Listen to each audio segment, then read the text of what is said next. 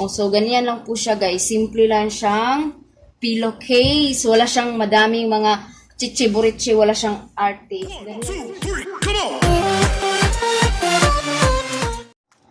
Hello guys! Welcome back to my YouTube channel. For today guys, for today's vlog guys, is gagawa po tayo ng panibagong vlog. At ang gagawin po natin ngayon guys, ay gagawa po tayo ng mga pillowcase or punda. Ituturo ko po sa inyo guys kung paano ko po siya ginawa at kung paano po siya mapadali na paggawa. Kaya guys, please keep on watching. Ayan guys, ito po yung unan ko. Hindi ko na pinapakita sa inyo guys kung paano ko po siya kinakat kasi nakakahiya po talaga guys kasi yung scissor ko kasi guys is hindi po siya matulis. So ang pangit po talaga ng pagkagupit niya. So ito na lang po yung gagawin nyo guys. Ito yung pillow ninyo guys. Sukatin nyo lang po siya. Ang pasukat po niya guys is palapad. Ayan. Ganyan po yung pagsukat niya guys is palapad. Kunwari, ang sukat ng pillow ninyo is 16. So, mag-a-adjust po kayo ng 18. Kasi, tatahian pa natin yan sa kilid. Papadaanan pa natin yan ng makina. At, ang pangalawang sukat guys is pataas. Ayan, ito po yung ganyan, pataas. At kunwari, 26 yung taas ng pillow nyo. So, extend po kayo hanggang 28 para po may space pa po yung tatahian natin. At ito na po yung nagupit ko guys. Hindi ko na talaga pinakita sa inyo kung paano ko siya ginupit. Yun lang po yun guys. Ayan, ito po. Tingnan nyo guys, diba? Ang pangit po ng pagkagupit niya kasi hindi talaga matulis yung gunting ko. Ayan, yung scissor ko. Ayan po guys. Ayan po siya kataas. Ito po yung sa likuran niya. Ayan. So, ipapakita ko po sa inyo kung ano yung gagawin ninyo. Machine ko. Ayan. Ayan. Pakita ko po sa inyo guys. Ayan guys. Ito po yung machine ko guys. Ayan. Ito po siya. Ayan. Color blue po yung hilo natin guys. Kasi, ayan na guys. Nakakunik na to eh. Ready na to pang ano guys. Pang tahi. Ito lang yung gagawin. At uunahin ko lang po yung ano guys, laruan ni Kisses. Yeah, pinatahi po niya ako ng shirts. Ayan, ni Windy, yung laruan niya. Ayan, yan po si Windy. Yeah. And there 7, 8. So, uunahin ko lang to guys ha. At babalik ako. So, hello guys, I'm back. So guys, ganito lang po natin siya gawin. Ayan, ganyan po guys, oh. Hindi po sila magkatukma guys kasi nga yung scissor ko kasi is hindi talaga siya matulis. So, ganyan lang po natin. Padaanan po natin dito ng machine. Ayan, ganyan. Ganyan guys. Kung nakikita nyo, hindi ba? Parang hindi nyo makita ang kamay ko. Ganyan, ganyan. Ayan. Ayan guys, ito na po yung paharap. Ayan, paharap at patalikod. Bawat side, patalikod po siya guys. At padaanan lang natin siya pag ganyan. Ayan.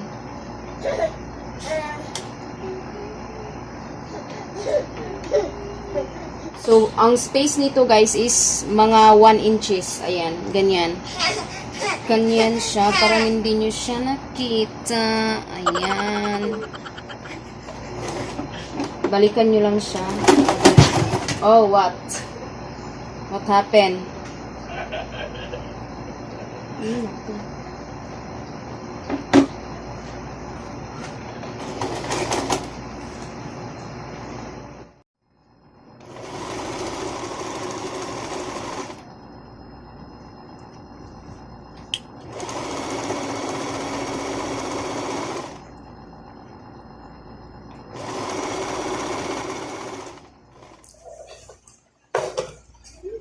At guys, itong maliit, ayan, sa ibabaw na to, so ilagay nyo lang siya pa ilalim, pa ganyan.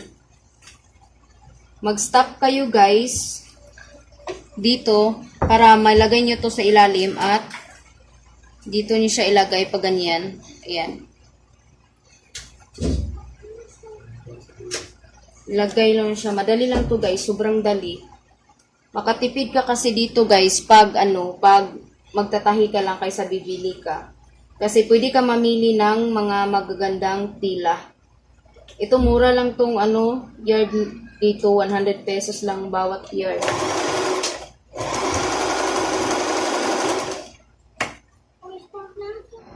Yan guys, ito na po yung dulo.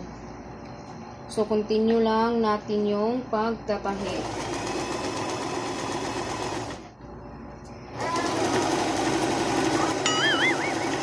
And guys, malapit na po tayo sa unang tahi, sa isang pillowcase. Malapit na po tayo guys. Guys, ito na yung una nating tahi. Ito yon, ayan.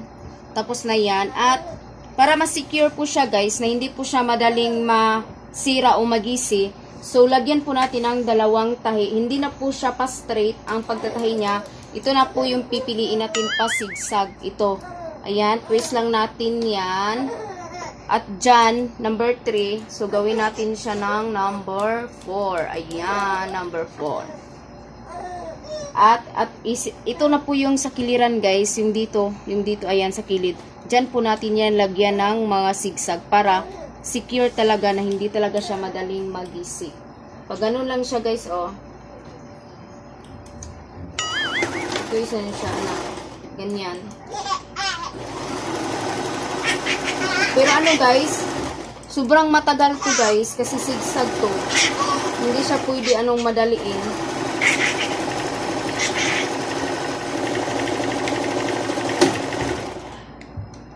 So, putol siya. Zigzag! Ayan, ganyan po siya guys, oh. Ganyan po siya klase na zigzag guys.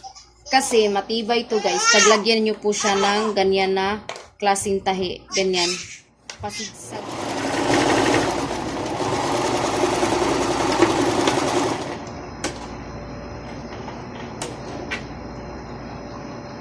So yan guys, tapos na po siya. Ayan. Pero kukunin lang po natin yung mga natitirang mga hilo para malinis po siyang tingnan. Tapos na po tayo sa pangalawang tahi natin, yung zigzag. Para talaga guys, para talaga maganda yung pagkatahi natin at matibay siya. So, kailangan po nating pangalawahan na pagtahi. Ako kasi guys, nananahi lang po talaga ako sa mga pillowcase namin. Ako lang yung nagtatahi. Hindi ako bumili. Ayan, tingnan nyo guys. Ayan. Tapos na siya at matibay talaga siya. Hindi talaga to siya madaling magisi o masira man lang. Ayan. So, tingnan natin yung tingnan natin siya. Ayan. Maganda pa talaga. Alam nyo guys, simpleng-simple lang to guys ha. Simpleng-simple at ang dali lang naman talagang gawin ito. Pag, kunwari, gusto nyo ganito na, guys, na punda. Kunwari, gusto nyo tong ganitong punda, ayan, sobrang ganda niya. May paganyan siya, may mga rapul-rapul. Ayan, may mga rapul po siya. So, matagal po kayo magtatahi nito. Ito, tinahi ko din to siya. Gusto ko talaga, guys, ganito talaga. Para bongga siya tingnan, maganda siya tingnan. Ganito klaseng gusto kong gawin. Kaso, hindi ko gusto yung tila niya, guys. Gusto ko talaga may mga bulaklak para maganda siya. So, simple lang to. Ito, ayan. Secure lang natin. So, simple lang to, guys, kasi ito yung gagamitin ko sa pang araw-araw. Yung may raffle kasi na guys, na pillowcase ko. Yun kasi yung dadalhin ko kapag magta-travel ako. Yun yung dadalhin ko. Ito yung pillow natin guys. Malaki siya na pillow at mahaba siya. So kayo nang bahala guys, magsukat sa mga pillows ninyo. Ang dali lang talaga niyang gawin. Ako kasi gusto ko hindi siya hindi yung pillow na maipit siya. Gusto ko may allowance pa siya na kunti. Tulad nito, nilagyan ko siya ng allowance na hindi talaga yung yung siksik na siksik yung pillow mo sa may kasi to guys, may terno to, cortina ko dito sa kwarto at saka bed namin, para sa bed namin. So, ayan na po yung finish. Ayan. Oh. Oh, so, ayan lang siya, guys. O, ganyan lang siya. Ayan. O, diba? O, ayan. O, ayan. Saktong-sakto lang siya kalaki. So, kayo na lang bahala, guys, sa magsukat sa mga una ninyo. O, so, ganyan lang po siya, guys. Simple lang siyang pillowcase. Wala siyang madaming mga chichi-burichi. Wala siyang arte. Ito, guys. Ito yung pangalawa nating itay. Ayan niya, guys. Ayan. Kaya hindi ko pinapakita sa inyo kung paano ko po siya kinaka. Tingnan niyo po kung ano nangyari, guys. O, 'di ba? Para po siyang kinain ng manananggal. Ayan. Sobra siyang nagka-sira-sira kasi hindi natulis yung yung scissor ko, guys. Patapos na po siya at lagyan po natin siya ng zigzag ulit para matibay talaga yung pagkatahi niya.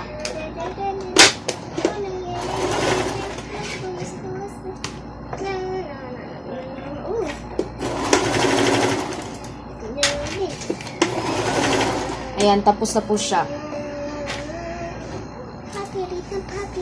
Lagyan po natin siya ng zigzag katulad ng kaganina, guys, dito. Ayan, lagyan po natin siya.